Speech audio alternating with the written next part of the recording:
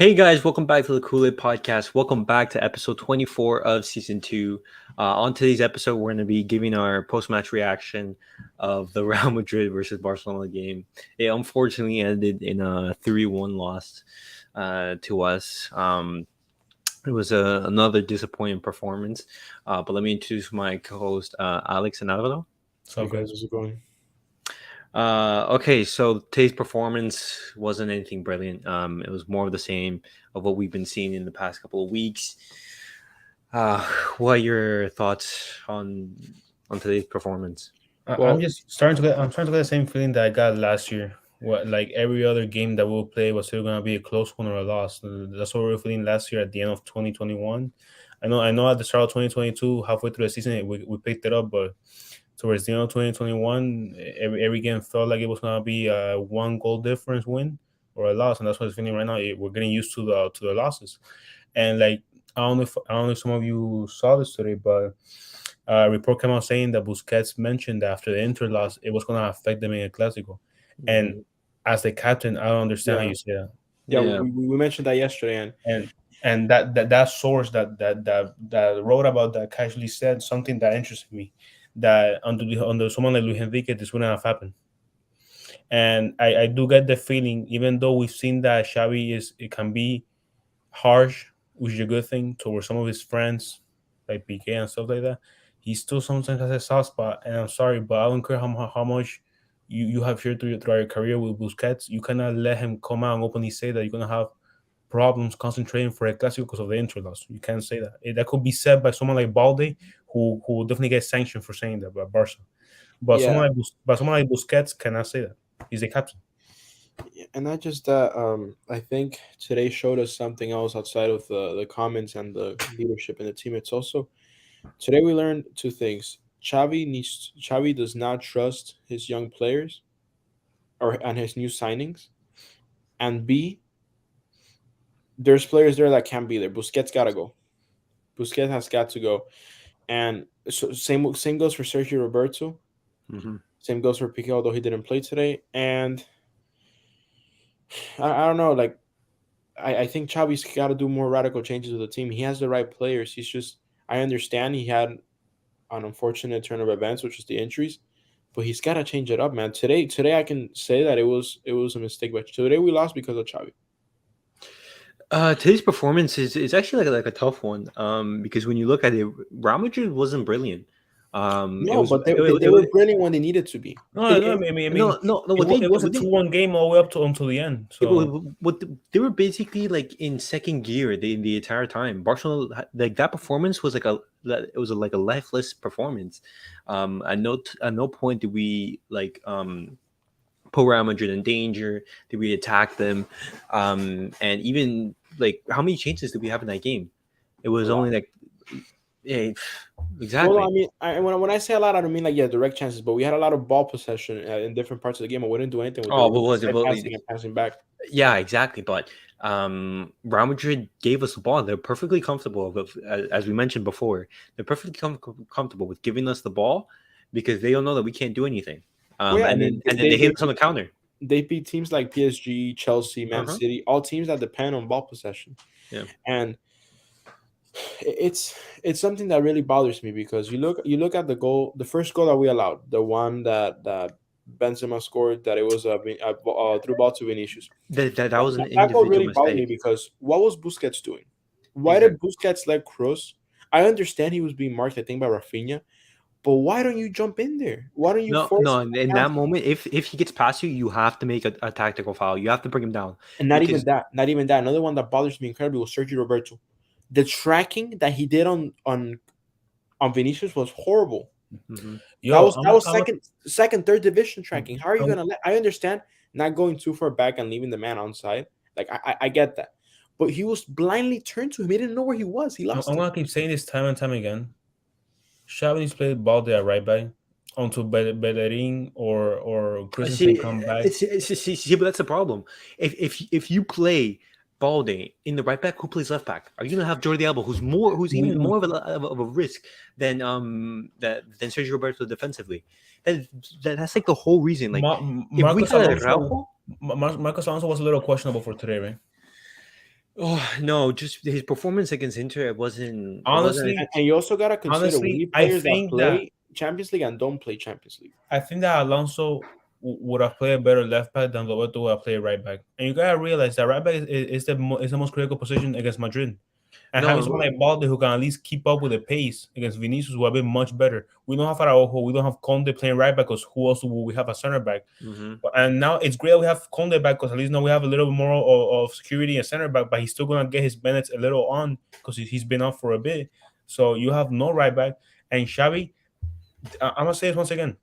Why is he so throwing out Dembele and Rafinha in the same starting 11 if he has publicly said that it doesn't really work much?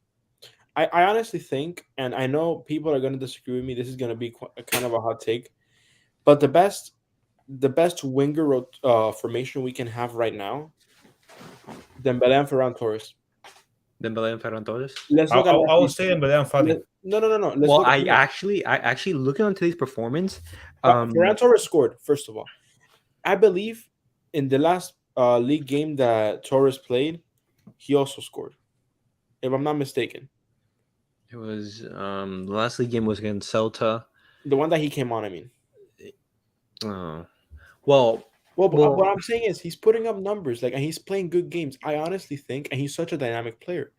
the thing the thing about Ferran Torres is that he makes the perfect runs. He knows how to position himself 'Cause he's a perfectly on the winger. pitch. Exactly. You saw the runs that he was making, bro. Like if for example, if Dembele or Pedri or if any of those passes reach him, he's through on goal.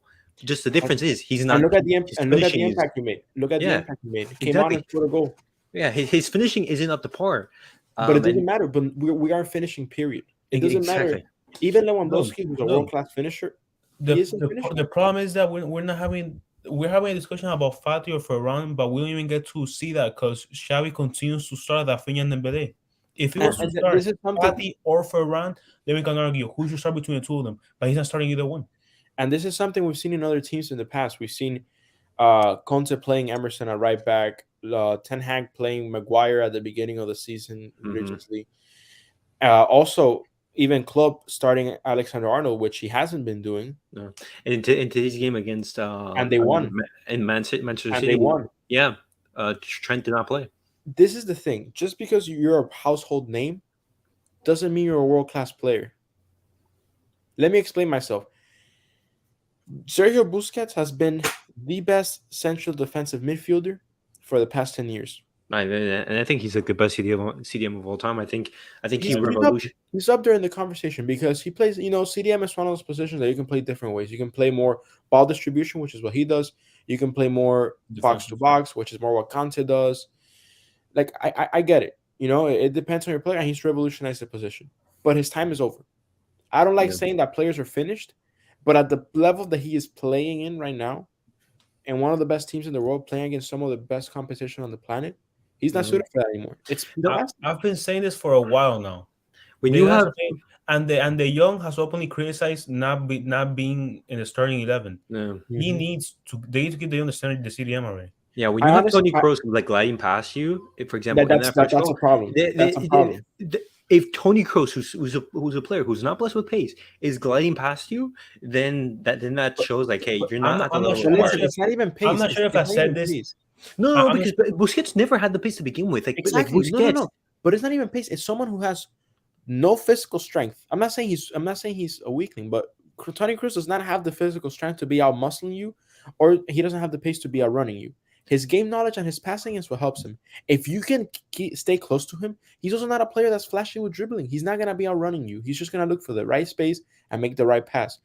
Now, explain to me how, with a midfield that is likely 10 to 15 years younger than the Madrid midfield, how are you not controlling that midfield? How are you not bossing that midfield? And I'm not saying making better chances than, because there's obviously they're veterans, they know the game a little better. But look, how are you not getting the ball from them? How are you not outmuscling them? Look, I said this either in my last stream or one of the last ones. It's good to have players that can balance the team so it's not too fast paced or too slow paced. Busquets significantly slows down the game. But it's too much. Huh? It's too much of a slowdown. That's what I'm saying. If you have someone like De Jong is the type of guy to glide through the middle of the field, get past four or five guys, and they have an open field to pass the ball to. De Jong's that guy. You can say that during games, he's the one that breaks through the field. Busquets is the guy that stays back, that stays back to recover the ball. If Xavi's not giving a chance for that young midfield he's putting a band-aid on the fact that Busquets is still playing. Yeah. He needs to try out that midfield, the young Pedri, Gavi. If that midfield clicks with chemistry, that is the best midfield in the world in a year or two. I honestly think there's another issue. It's not just, yes, the old age is a problem, but also the young age, because players like Gavi, they're so talented and so young. They have moments of brilliance, but they also have moments of stupidity where they just make the wrong play. Pedri, that's why I honestly think, because Pedri is past that. Pedri's already. I'm not saying he's at the top. And that's what I'm saying. Pedri and De Jong are the youngsters that are two of the most mature youngsters you can have.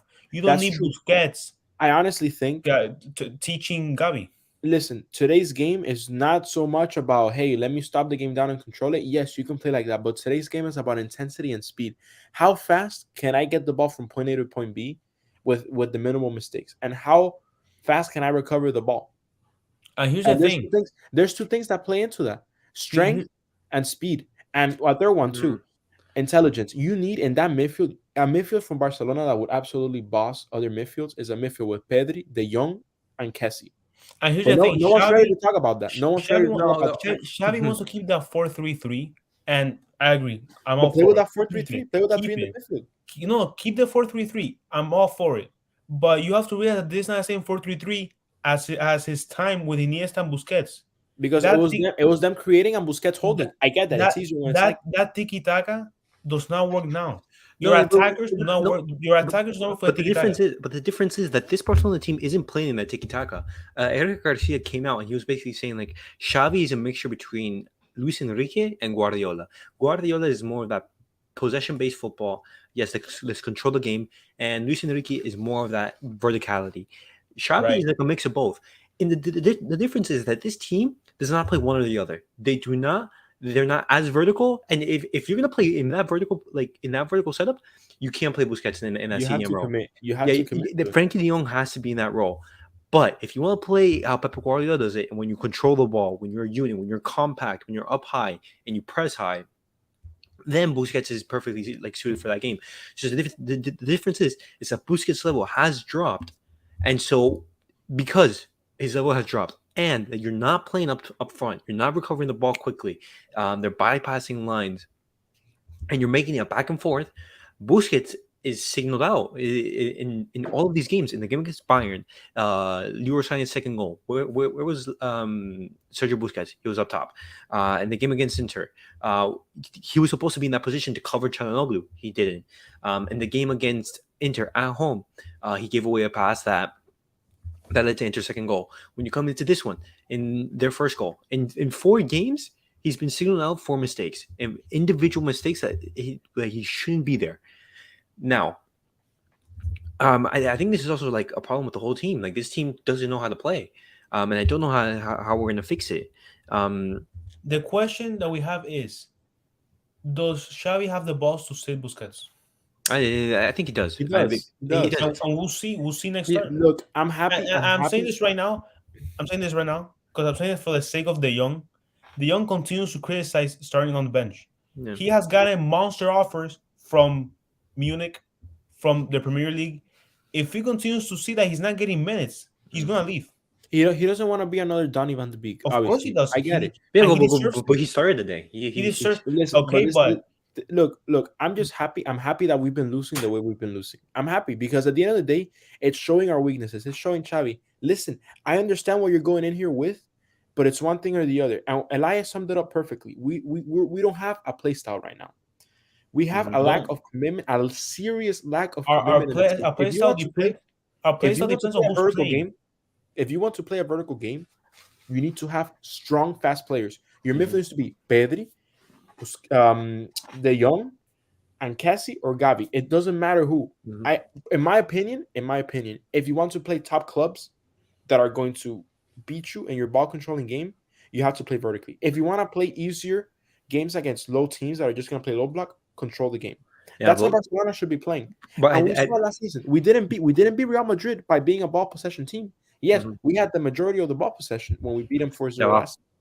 But if you see how vertically we were playing, the chances we were creating, the set pieces we were taking, I understand our team had better defense at that point. Yes, Araujo was there, and the friendly we played in the summer. Yes, I understand all that.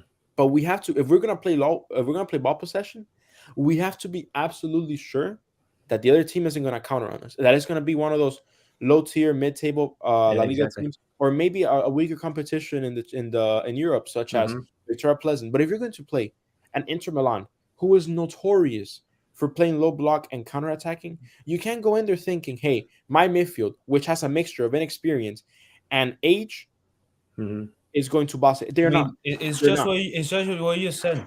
What messes us up the most is those counterattacks. Yeah. We stay up. They can't be happening. We have the defense. Stay up. Repeat. We. That's another thing. The defense is injured.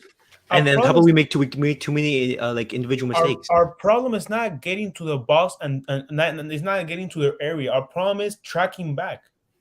Yeah. They make one. They make one good pass. Who's gonna track back? PK. No, listen. On the second goal, on the Valverde goal, there's a picture where the entire team is divided in two. Literally, there's a huge gap in the middle where there's no one. It's just a perfect example of this in the Inter game. At the end of the game, I know I understand PK historically is a decent scoring center back. What the fuck is he doing next to the opponent's goal and not tracking back? That goal that was a pass by Lautaro that was wide open. That was PK's man. Yeah, and he was on the other side trying to fight for a goal. What are you doing there? You gotta keep the tie game, and he literally let it go, and it was 3-2, and then we were forced to tie it 3-3. Another thing that I'm not liking is this idea of like, hey, let's give the keys of the attack to Dembele. Dembele is not Messi. They have as a playmaker. If you're playing poorly, you're subbed out. I don't like this. Like every game at the 60th minute mark, Rafinha is getting subbed out. He's always the first one to get subbed out if things are not going our way. Now, for example, today it wasn't a brilliant performance by Dembele at all. His defensive contribution is much less than Rafinha. Sometimes I would like to see Dembele off and Rafinha stay on. I would like to see Ansu Fati get a start. I definitely think he should be starting on Thursday against Villarreal, just because he had like a very good game today. And that little cameo that he gave. And he assisted the first goal. I mean, it was a little flick by Lewa, but he got the pass in the area. Yeah, exactly. And he created that situation. I definitely want to see more of him. And I think Xavi's going to do that. Xavi's going to have to change this team up. And what I think is going to happen with Busquets, the same thing is going to happen with what happened to Xavi back under Luis Enrique. I think now just seeing how Busquets was like signaled out in these big occasions, I think now we're going to be seeing Busquets start like the lesser important games and have Frankie de Jong start in important games. And Frankie de Jong is just like saying, hey, because we also have to think this is Busquets' last season at the club, reportedly. So we're gonna have to be giving more playtime to Busquets in that position, because when Busquets leave, who's gonna play in there? I honestly think the best fit. This is Barca's problem, right? And it's a good problem in a way that we have too many midfielders. Yeah. But honestly, you can't be overthinking this badly. It's either midfield that I told you. It has to be Pedri, De Jong, Gavi, or Pedri, Cassie, De Jong. The reason I'm thinking of putting Gavi less in that situation is because he's younger. He still needs to develop. Yeah, but you can always. This is the thing I love about Gavi. He brings such an intensity to the game that it doesn't matter who he's playing. He's going to be playing out 100%. But you know what the problem is? Gavi is the only one doing that. Pedri helps, but Pedri's role is more tactical. Pedri's role is get your head up, pass. I agree, but Pedri is also there, like running for his life. I don't see. But what happens when two of your players are going forward and then you have an old and slow player in the midfield holding them? That's the exact problem, and that's when you get cut open. And that's the beauty of Madrid's midfield in a way, right? Because you see that Kroos is someone who stays back a bit more. Modric goes up every now and then. But Tchouaméni today had a good game. If you see the way he was playing, he was Mm-hmm. He was helping out in the midfield when needed. He would track back, go forward, join the But the attack. And you person, see the same with Fede Valverde. He goes up, placing that winger, then holds the midfield. exactly. That's the thing. Real Madrid play as a unit. You And have everyone in that team defends. Every everyone. single man in that team is defending at one point or the other. Barca doesn't do that. No, but they don't do that. For example, many times you clearly see two sets of teams. You have Lewandowski up top, Usman Dembele doing like a half defending. No, you need to be going in there and like helping your fullbacks. You need to make sure that no one gets to you like that. And today's goals. When you look at the first goal, Sergio Busquets signaled out. You have to, and even Xavi mentioned this, and he told us to our players, if they're running at us, make a tactical foul. They talked about this in like before. They mentioned we need to make tactical fouls to break down the play. What happens? You don't make the tactical foul. Vinicius gets in behind you, and no one is on Benzema. Everyone is running towards the goal. He goes to wrong goal. The second goal, the second goal, A mistake by the header by Eric Garcia. Garcia. By Eric Garcia, well, it should have been an easy ball. No one is on Fede Valverde. Again, Busquets not being in the position that is required. Or even any of our midfields, just because the team is broken. The team is broken. It's like up and down, and no one is there defending the box. And the third goal, it's like I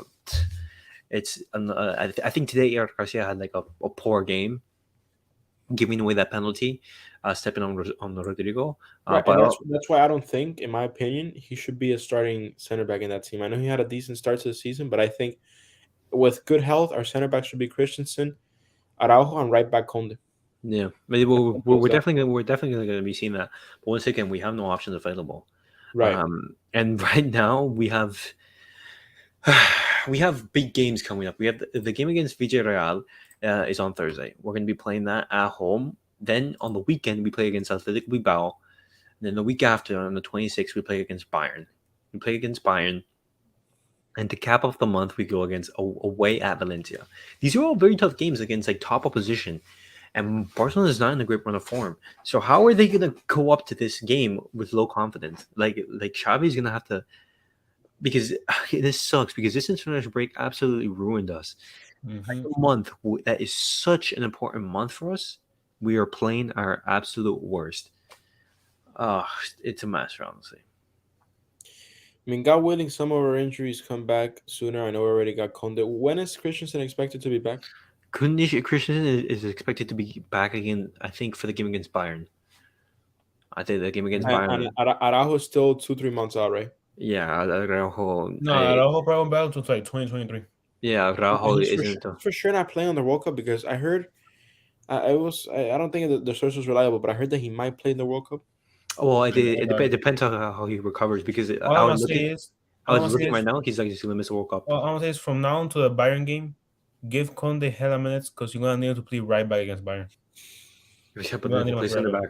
He'll play center back. Christensen. No, yeah, but yeah. Well, Christensen and Garcia are gonna have to be your center backs. Yeah. And again, the reason I'm not the biggest fan of Garcia, clearly Xavi doesn't want Balde at right back. You cannot have Roberto against Bayern at right back. So I see so much information. I just think a part of this issue is that Eric Garcia also as a center back, he doesn't have the best awareness. And I've seen it before where he's made headers or he's balls. He has a mistake in him. And when he gets rid of that mistake, I think he's going to be like world class. Just because on the ball, he's very good. His reading of the game is fantastic.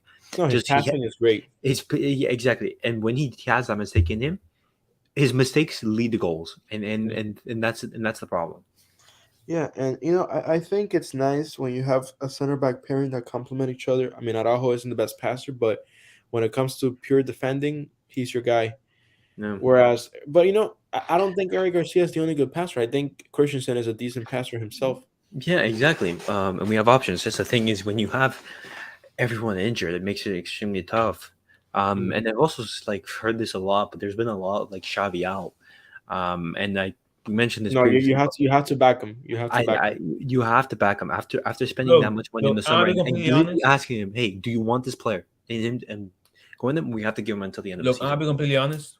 I have been one of those people that at times when I've been getting really pissed, I've said they gotta put at least Xavi on the ropes.